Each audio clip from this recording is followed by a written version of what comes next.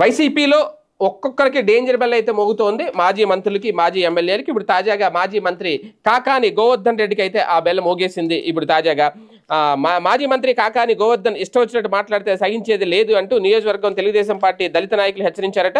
పొట్టి శ్రీరాములు నెల్లూరు జిల్లా సర్వేపల్లి ఎమ్మెల్యే సోమిరెడ్డి చంద్రమోహన్ రెడ్డిపై కాకాని అసత్య ఆరోపణలు చేస్తూ అసభ్య పదజాలంతో దూషిస్తున్నారు, ఆయన మీద చర్యలు తీసుకోవాలి అంటూ తాజాగా వెంకటాచలం పోలీసులు ఫిర్యాదు చేశారు. అనంతరం నాయకులు మాట్లాడుతూ వైసీపీ పాలనలో సర్వేపల్లి రిజర్వాయరు అలాగే కనుపూరు చెరువుల్లో కాకాని గ్రావెల్ కొల్లగొట్టారు అని విమర్శించారు.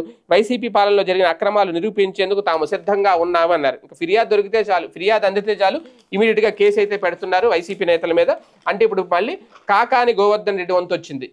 ఇక ఫిర్యాదు వచ్చిందంటే ఇవాళ రేపు నోటీసులు ఇస్తారు, విచారణకు పిలుస్తారు, తర్వాత అరెస్ట్ చేయడం అయితే ఖాయం. అంటే ఇప్పుడు వరుసగా అంటే ఎవరిని విడిచిపెట్టట్లేదు.